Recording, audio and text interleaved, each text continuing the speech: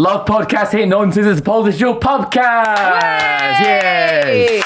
Woo! Just the top two. Is that it? Yeah, just the top two favourite presenters of the PoliticsJOE Pubcast today for a PMQs review. Yeah, nice. Because the hot take merchant, it's his birthday today. Yeah, well, he's gardening, isn't he? I think that's what I heard he was having an all-you-can-eat buffet at Soho House. Was he actually? I don't think so.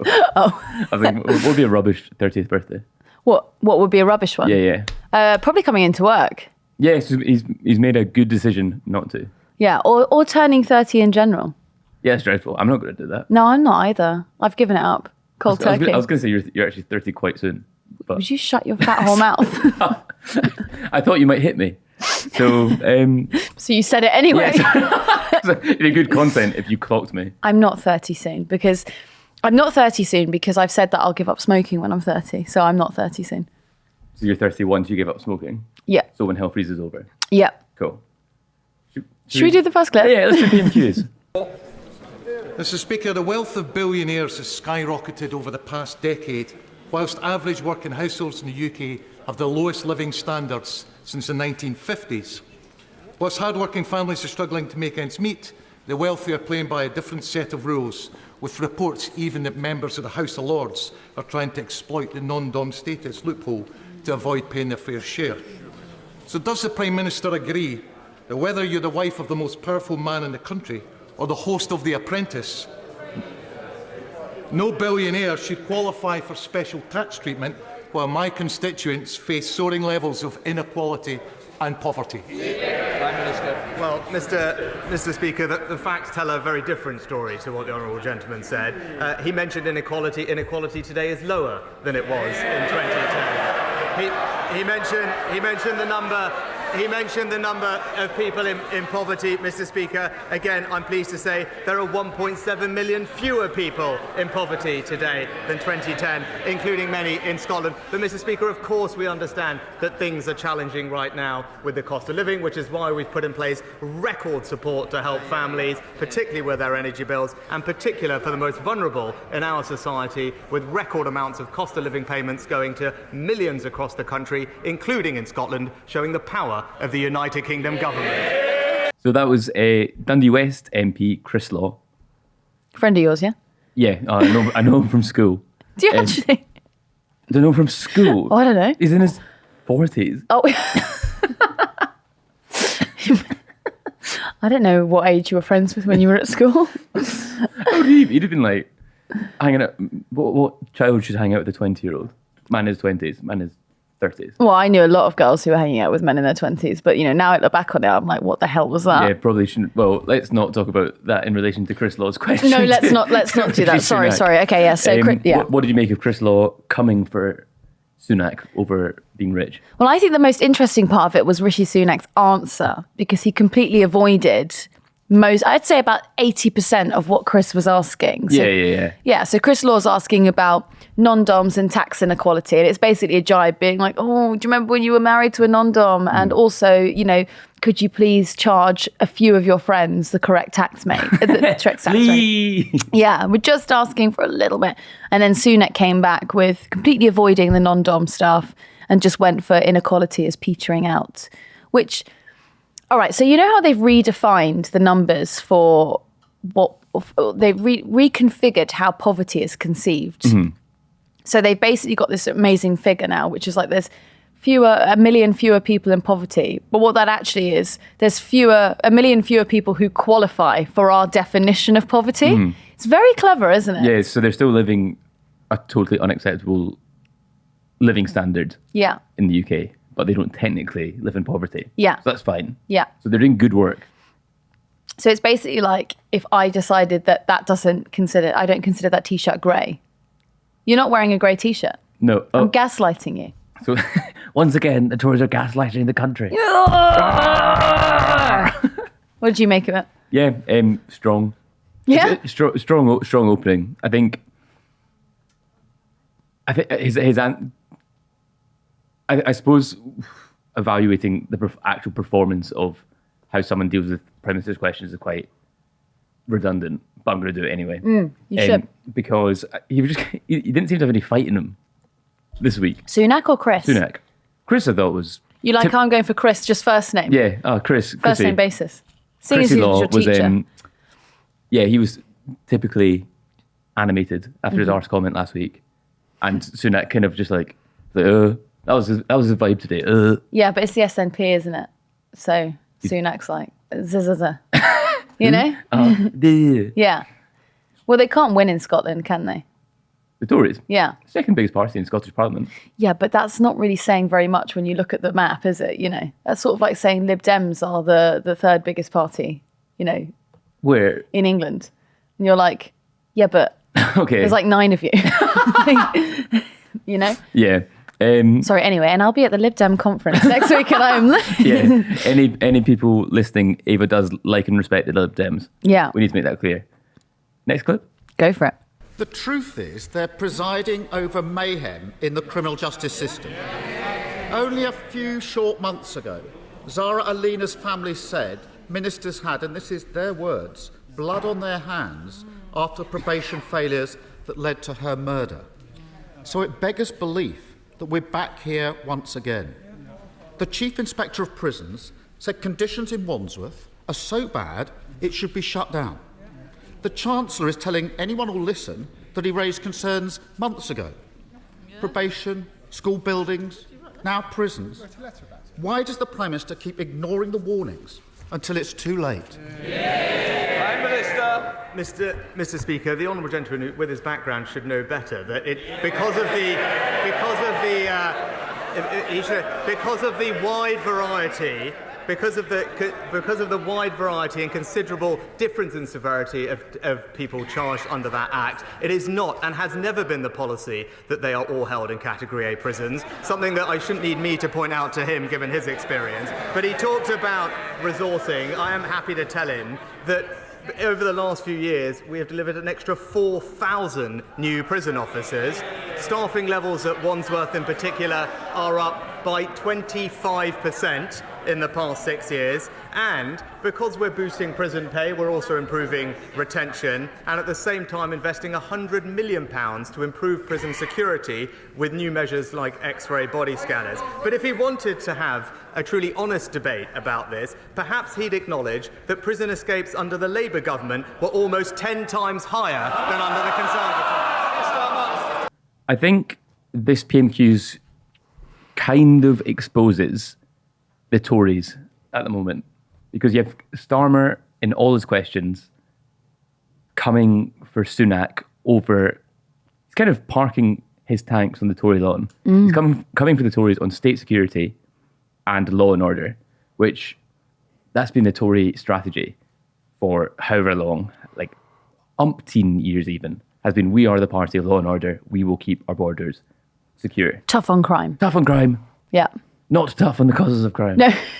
But so I think, and then you've got Stephen Flynn coming for Sunak over the treatment of pensioners, who are the people that Tories have been governing for the past, well, certainly Sunak at least. They've been treating young people like absolute dirt, and now they're going to start to treat old people like dirt. Sunak refused to commit to the triple lock on pensions. I think just kind of exposes how weak this Tory government is and how exposed they will be come the next election. If you have people who are concerned with law and order, kind of old school, kind of social conservatives, and then old people, and they realise that they're about to be shafted on these things by the party that's supposed to stand for them, what strategy does that leave them with? Are they going to suddenly pander to young people? Do you know, let's come back to that because I actually would like to talk about that. But on this, yeah, I mean, I completely agree with you. I think that, you know, we've been conditioned to believe for years now that the Conservatives are, you know, the adults in charge and they are tough on crime and tough on the causes of crime, law and order, all of the big hitters. Something like, I don't know, a potential Chinese spy being in Parliament, that wouldn't happen under the government of a Conservative, you know. Yeah. I was going to say regime, but that's a bit strong, isn't it? I suppose it isn't a regime. Administration. Government. Regime. Government, we can call it. But yeah, it's fascinating. I mean, you're basically picking holes in... Do you know what it is? To continue the war analogy, it's sort of like they're throwing grenades right into Tory territory, right? Because it's like, it's all of the things that they are meant to be good on, even if, you know, they might have had a bit of issue because they couldn't get in the wheat or the grain from Ukraine, or we've had a bit of slow, some red tape because of Brexit. They were always good on crime. And now Starmer is standing up and pointing out, like, well, guys, like, some guy just broke out of Wandsworth prison. Someone suspected of spying for a foreign state. Yeah. Not only is there, the foreign states aren't in, the foreign agent should be in prison, isn't, and the suspected foreign agent shouldn't be in Parliament, but is. Mm-hmm. And those are quite two damning examples of maybe the treatment of potential spies. Yeah. You're the famed accredited parliamentary journalist. What is the mood? I love how you choked when you said that. Yeah, because want to spit. You're in Parliament on the parliamentary estate. What has been kind of the reaction to this news? Well, a few of the Conservative MPs who are Beijing skeptic told me that they had no idea that any of this was going on. So especially there was a story that came out yesterday that it was about 2 prospective Conservative candidates who were going to be longlisted for constituencies around the country. And then MI5 warned the party, like, they can't run because they've got links to China. Mm-hmm. A lot of the MPs were not told about that ever. So, but especially the Beijing skeptic one. So you've got a few of them who worked against, Huawei equipment being installed in the country. Some have been banned from visiting China. Yeah. Prescribed? Is that what the word is? Prescribed, yeah. Yeah. And so these Tory MPs are particularly angry. Yeah. And it's amazing because it's just another sign that the Conservatives have just seem to be falling at every single hurdle. State security is one of the things you charge the Conservatives with doing well, right? Mm-hmm. You're conditioned to think they're quite good at it. Yep. And they've got no idea that they've got potential Chinese spies running to be members of parliament in their party. And also turning their own MPs against them as well. You don't want to piss off your MPs. No. That's kind of parliamentary 101. But then an argument could be made that if they had actually told some of these Beijing skeptic MPs, the advisor in question, who's just been found out, would have relayed that back to Beijing. Yes. Well, that wouldn't have mattered. Maybe just some better vetting altogether. I think we're anti-spies in Parliament. Anti-spies in Parliament? I think so. Unless they're fun. Unless it's James Bond. That'd be cool. Yeah. Just like, thinking about the Wandsworth prison story, it's actually amazing what's been going on there. I mean, there's Rosanna Allen Khan. That sounded very positive for what you're about to say. Love this is what amazing. You guys have been doing. Love it. Okay, but just on so Rosanna Allen Khan is the MP.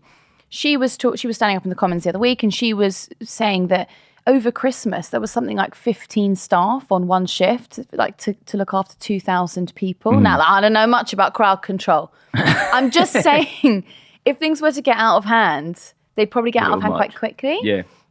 The whole prison only has 77 body cameras.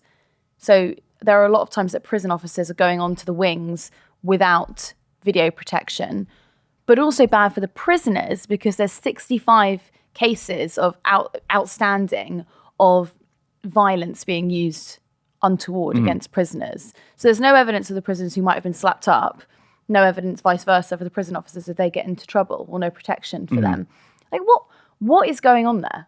Yeah, I think, it's kind of prisons, I think, because the vast majority of people in the country don't interact with the prison system. It's kind of an easy thing to hide under the carpet how crap it is. And it's also like people, I think, largely aren't very empathetic towards prisoners or like their staff. Because I think you could be like, well, you signed up to be a prison officer. If you get assaulted you're working with a violent person. I think it's easy if you're going to cut public services to the extent that the government has since 2010. That's quite it's easy to hide how deteriorated that system has gotten. Yeah. But yeah, because you can't make a good argument like, well, the prisoners are going hungry, because there are swathes of the country that would go, well, good. Yeah. They've been locked up for 23 hours a day during COVID. Yeah. Good. There is something really interesting about the reoffending rate, though. Do you know that people who've gone to prison or get sentences under 12 months, it's nearly 50%, the reoffending rate. Recidivism. But isn't that extraordinary? Yeah. So you're basically, I mean, it's really expensive to keep someone in prison. It's a hell of a lot of money. They come out of prison, they reoffend, you throw them back in. would it not be more effective to spend a little bit of cash on perhaps some prevention, some rehabilitation, getting people back into, you come out of prison. If you went in homeless, you come out homeless. So obviously what's the first thing you've got to do? Well, you've probably got to steal something to eat. Yep. So you're reoffending, right? Yeah. It'd be really good if someone had a look at that. I think so. Should we do another clip? Yes, please. Every week he comes here protesting that nothing's his fault, trying to convince anyone who's still listening that everything is great. The truth is, the floor fell in for millions of families because of their economic mayhem. The classroom ceilings collapsed because he cut vital school budgets. And now the walls of our national security have been breached because they've ignored repeated warnings. No one voted for these shambles. No one voted for him. So how much more damage do the British public have to put up with before he finally finds the stomach to give them a say? Mr. Speaker, we are getting on for the British public just in the last week, announcing a new landmark deal for British scientists, attracting £600 million of new investment for our world-leading auto industry, and wages now rising at the fastest rate on record, Mr. Speaker. And where has he been this week? Locked away with Labour's union paymasters, promising to give them more power and scrap the laws that protect British families and their access to public services. It's clear it's only the Conservatives that are on the side of the hard-working British public. So that's Starmer there outlining all of the things that, well, as we've just said, he's outlining everything that's going wrong in the country. The state of managed decline that we find ourselves in. He could just do that every week. Should just do that. Every week. You could, couldn't you? You could open up with first question to the Prime Minister. Mr. Speaker, keep going. Have you fixed the crumbling concrete yet? 11,000 channel crossings this year. Any improvement? That was really good. Yeah.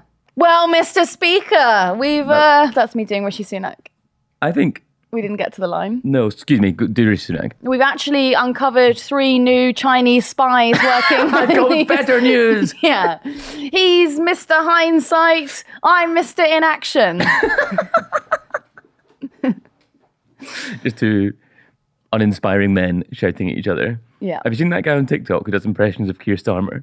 No, but it sounds dreadful. No, it's really funny. It is funny. He's like talking about he's talking about when politicians at PMQs use pop culture analogies. Like, do you remember after the Line of Duty finale, and all they talked about was Line of Duty in Parliament? I love that. I love that sort of thing. Do you? But there's a really good... It's so crap. Oh, yeah. But there's a really good impression about... they're like... We should have the clip here. I'll describe it to you for... But it's this guy doing an impression of... Mr. Speaker, just the other day I was watching The Simpsons on Sky One, and it was the episode where Bart Simpson vandalised the statue of Jebediah Springfield. And I thought to myself, this looks familiar. Where have I seen this before? And then it dawned on me. The Prime Minister is a prankster. The good people of Springfield are the British public, and Rishi Sunak is El Barto himself. I like it. Yeah, it's good. And then the 15-minute cities analogy could be like the... do you know when they put the... It actually might be in the film. Don't they put a big dome? Oh, dome. Yeah. Over the top of it. Yeah. This is what a 15-minute city will look like. This is the future the Liberals want. Maybe we're not good at impressions. Maybe not. But Sunak talks about Labour's union paymasters. You were at the CUC Congress this week. Fully paid up member of. Yeah, how were the paymasters, how were the shadowy figures of the Labour movement? Yeah. How were they? TUC was actually really good, the TUC Congress. It had a really hopeful atmosphere to it. So Angela Rayner put down this new deal for workers, and every general secretary responded really well to it. Yeah. They're really pleased with it. There's a lot of protections in there against the minimum service levels bill, against the strikes bill. They'll overturn that in 100 days? Is that the they're going to enshrine it in the first 100 days. But so basically, the only criticism of it is they want, like, how can we ensure that Starmer actually does put this onto the statute book and repeals the minimum service level bill, because that's going to be a big one for the RMT coming up. The RMT, sorry to get too strike heavy, but the RMT's mandate for strikes runs out in November. So they'll be the first union, or one of the first unions, that will come against this minimum service level bill. So when they want to go on strike, they'll have to provide a minimum service, which de facto makes the strike redundant, right? Yeah. I don't know why I went on a tangent like that. The paymasters are fully paid up by Labour right now because they're happy Sunak's with the actually bill. uncovered a deep conspiracy on behalf of the shadowy left to control the country at the expense of the general public. Yeah, I thought he could have gone a bit harder on that, actually. Like, if I was advising Sunak, because obviously when I'm not here, that's what I'm doing. That's actually what Ollie's doing today. That is what he's doing today. He was just out of shot at PMQs. Whispering in his ear. Yeah. Vaping. Ban the vapes. He could have said, there's a little bit in that New Deal where Rayner said that she was going to make it easier for people to go on strike. What she meant by that is we have some of the most draconian strike laws in the Western world, second to, I think, Russia. Good place to be. Good company. She basically wants to make it that the onus doesn't go on the worker. They can't lose their job if they go on strike. But Sunak could have gone full pelt with that and could have been like, they're in bed, they want this country to grind to a halt, and they don't want the trains to run. And But I think maybe the conversation, so you're that advisor advising that, and there's another advisor who said, well, the trains don't really run anyway. right. So I think maybe they'd be like, well, that attack line won't work because the country doesn't work right now. So have they decided to stop going at full pelt, winter of discontent, fear mongering, because that's kind of where we are? I disagree with that, Really? because he used the BMA line, didn't he? He said that of course he did. the Yeah. NHS waiting lists were, what are they now? 7, 8, 9 million? I don't know. Are we all on a waiting list? Are we all waiting? I'm waiting. My God, the NHS waiting list is longer, is larger than some countries. Yeah, larger That's than the population crazy. of Scotland, maybe? Is that true? Oh God, back to Scotland. Check that. Thank you, Sean. He said that the strikes were somehow contributing to that waiting list. And he said that Starmer, he was like, how can he support the doctors? Does he not think it's unfair on the people who are waiting for treatment? It's like, honey, there are a few more on the waiting list. And just that. Nice. Well, just that. What did you make of Starmer v Sunak today? I actually think Starmer did very well today. Yeah, I just think there wasn't any passion in it. No passion. No passion. What do you want him to do? Hump the desk? No, sorry, from Sunak, excuse me. Okay. I would like to, if he humps the desk, that's a good. That'd be nuts. Just something a bit pizzazz. Climbing onto the dispatch box. Shaking his arms. Rachel Reeves up at the back, like, yes! Like full, Ibiza 90s. Hacienda. Yeah, it'd be sick. Yeah, I think Starmer, Starmer should do better every week, essentially. Yeah, that's the attitude. Or just given how much material he has to work with. Yeah. That reminded me of someone the other day on Twitter said that they've learnt, it took 20 years to discover that if you say, what is it? In a meeting where you're like, oh, I just think we have to go into this delicately. Everyone will agree. Yeah. That's kind of the Starmer thing. Yeah, I think so. This isn't on the rundown, but what do you think about the shadow culture secretary? I was going to ask you that. Okay, well, should we answer at the same time? Yeah. No, you go first. What do you think? Does it matter? I'm reminded of David Cameron not knowing which football team he supported. Yeah. And he was the Prime Minister of the country. Uh-huh. Could you argue that he shouldn't have been Prime Minister because he didn't know what football team to support or didn't know the difference? I just thought it was a bit silly because obviously Steve... It's silly. Yeah, Steve Barclay was not a... Steve, obviously, means Steve. We're on nickname basis. Steve-o. Yeah, Steve. Stevie. Yeah, he's not a doctor. Grant Shapps is not in the military.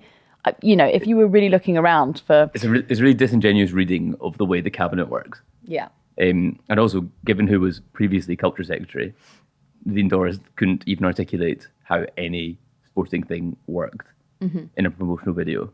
So I think I don't know, if you're going to go after Labour for, your shadow secretary having not been to a football or rugby match, which is actually just like their job isn't to go to football or rugby matches. That's not. You could also turn it around, and you could. I don't know how often you spend looking at the register of interests. Every day. A little bit of bedtime reading, pillow talk. There's so many MPs take hospitality tickets that are paid for like by betting companies. Oh yeah. Or beer companies, and they're always hospitality packages, and they go and watch football like that.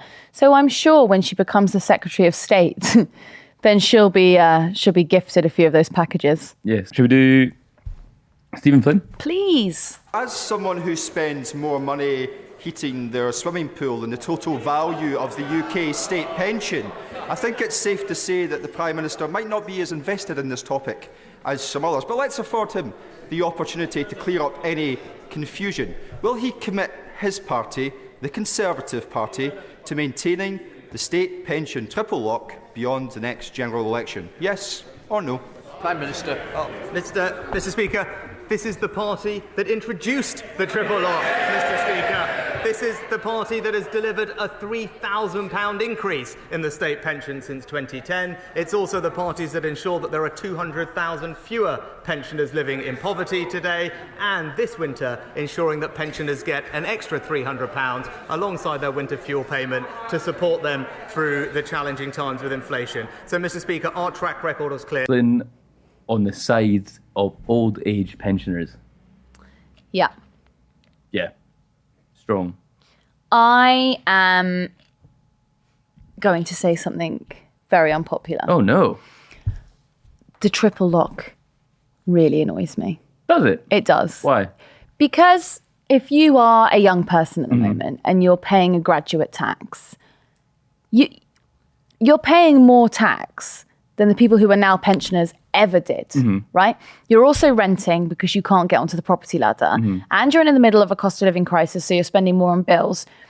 Most under 35-year-olds by the end are living month to month, and by the end of that month, most of their salary has gone literally on rent, bills, and eating, which they should really give up because, that's... Everyone's looking fat. No. There's an obesity crisis in this country. I meant if they were serious about saving for a home, then they would stop eating. So, okay, both. I was being facetious. I wasn't. Anyway, so yeah, then when you turn around but okay, you've also just come out of, we're currently still in a cost of living crisis. And in that, we were told, please don't accept a pay rise from your boss because it could send inflation out of whack, right? Why on earth should the pensioners who are sitting in an asset, in a home that they own, some of whom have got millions tied up in these houses, especially if they're in the south of England, why do you need the triple lock? Like, I'm sorry, but if you're going to push us down this kind of war mentality of do not take a pay rise, just pay your rent, pay your bills and shut up, then I'm sorry, the pensioners have to do that too. I don't agree with you. I don't think, it was about to walk off the podcast. I think that's quite a specific person who has millions locked up in a home. And also, even if your home is worth millions of pounds, should you be forced to sell that? One in 4 pensioners are millionaires.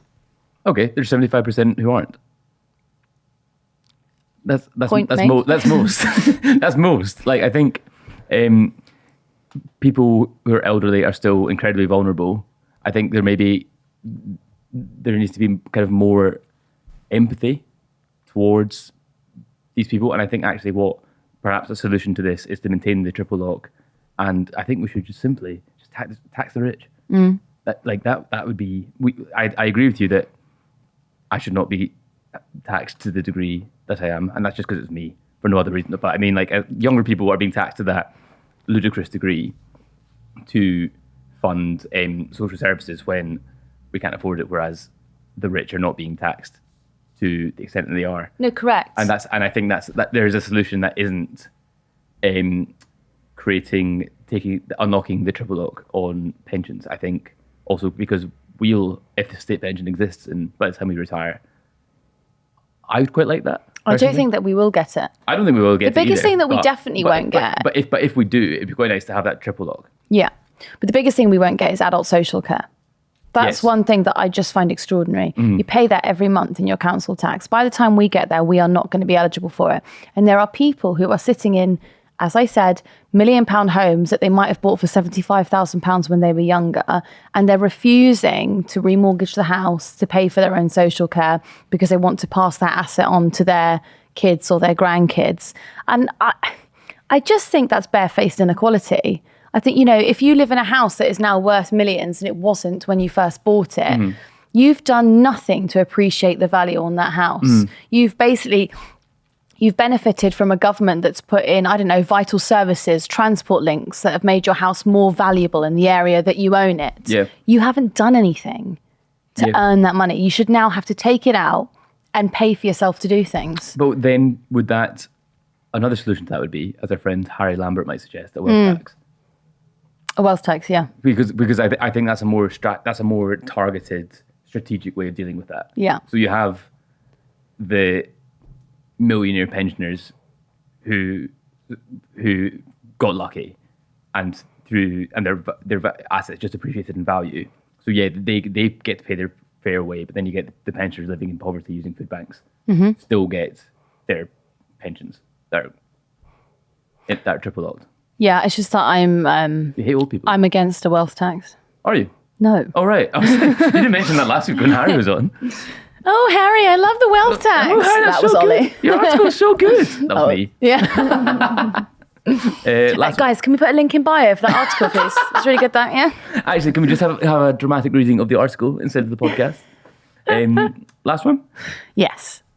Philip Davis. Thank you, Mr. Speaker. It's vitally important that we retain, recruit and protect our prison officers. So will the Prime Minister agree to stop any prisoner who assaults a prison officer from being released early from jail? This simple measure will be very popular with prison officers. It will be very popular with the public. And you never know, Mr. Speaker, it might even find favour with the parties opposite, who normally think that the only people who should be in prison are people who misgender people. Prime Minister. I loved this. Yeah. I think this is just... I laughed out loud at this. I did? think it was just a remarkable bit of content. Yeah. You remember, can you imagine him writing it before he went on? He was so pleased. Yeah. He was sitting with his advisors, I imagine, this morning. They sat down, they got into their little pokey parliament office and they sat down and he went, oh, God, I've got a real good one. Oh, I've got a real good one. Yeah. You as his advisor writing a line for him. Yeah. I'm like, Philip, what we've done here, this is really good because prison officers getting attacked in prisons, we hate that. But what we've got to do, right? We've got to go after the trans. As we all know, the Labour Party, the Lib Dems and the SNP have come together in a progressive alliance to put TERFs in jail. Yeah. And we all know that that's been passed in a bill. And TERFs are in jail now. In the Magna Carta. In the Magna Carta. Yeah. And 50-minute cities as well. So they're all caught on camera, those ULEZ cameras. That's how they found them all. so the heroes that are the ULEZ Blade Runners Yeah. that go around misgendering people, they're in prison. Mm-hmm. And so Philip Davis is leading a Great Escape thing of all the TERFs in prison. That's the plan. There was something there. I'm trying to do like a pun on Shawshank misgendering. I don't know. Shawshank. 15-minute genders. 15-minute genders. That's fine. That's something. Yeah. Sorry, this just reminded me. I was standing outside. Sean, I think were you there, Sean? When we were wearing those like TUC badges, like to go into the conference centre. This guy came up to this guy was just like, what does that stand for? Totally useless cunts. And I was like, that's a good classic joke. I thought it was quite good. And then went inside to be like, I'm sorry, security, there's someone outside. Like, I just don't think you should be allowed in. And it was Keir Starmer. Was it Keir Starmer? No. Okay, good. I just wanted to get that on the He record. was in Liverpool, though. He did go up for his general council meeting. You did dinner He did do dinner. on Monday. Yeah. What do you think he had? I actually do know what he had. Was it a bowl of scouse? It was... We were talking about a bowl of scouse yesterday, and I'm going to put this blame solely on me because the scouse will come. But it really feels like Britain never kind of went past like the post-war food era. What? Scouse is tasty. Yeah, I know, but you know what it is, right? It's like potato-y stew. Yeah. Kind of. It's tasty. Yeah. But it just feels so like war food to me. That's our heritage. Huh? Your dad's from Liverpool. All right. But like, I'm not shouting at Liverpool or sounds like it. No, I'm just saying, like, guys, we can actually get fresh food now, so we don't need to have tinned tomatoes in a thing. Like, we don't, Yeah, it's tasty though. Yeah. What did they have for dinner? They were at a steak restaurant. Nice. Yeah. That's great. All of the other journalists were very angry because there was this drinks and dinner coordinated. So the journalists were having drinks in the reception of the Hilton Hotel. Right. And then Starmer would have to walk past them to go up to the dinner. And this was all well coordinated. And then he was stuck in the chamber so long that it didn't quite work out the way that everyone was hoping it would. That is annoying. Because the journalists would have shouted things at him like... That'd have been great. Yeah. What would they shout at him? Yeah, Captain Hindsight. Excuse me, Captain Hindsight, a word. Bet you wish you left earlier. In hindsight. You kept us waiting. It does make me laugh when we're capable of this as well, but I think it's funny when journalists are slightly inconvenienced and that becomes the story. Yeah. That's the priority. I deleted a tweet earlier because I actually saw myself doing that. What was it? He said, the most embarrassing thing we do as a country is shut down half of Westminster when Rishi Sunak used to get to PMQs. And then I was like, That is bit of context. I just couldn't cross the road when I wanted to. I had to wait for... You know how when we have to go into the Houses of Parliament, have to wait? That's really funny. I had to wait. That's the most embarrassing thing in this country. I did it and then I was like, hate that I did that. Yeah, that's so good. I'm glad you deleted that. Yeah, what's quite funny is Steve Bray. Okay, Steve Bray, for all of his sins, one thing that he does that's quite funny is as Rishi is driving to PMQs every Wednesday, he stands outside with his like boombox and he plays like that.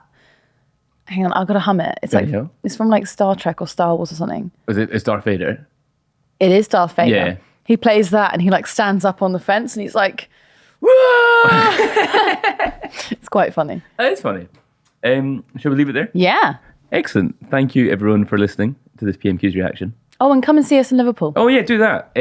Tickets available on the World Transport website? Yeah. Excellent. Come Sunday, 8th of October. Thank you for all the details. That was very helpful. I'll be there. Ed will be there with his tits out. Yeah, that's a promise. See everyone next week.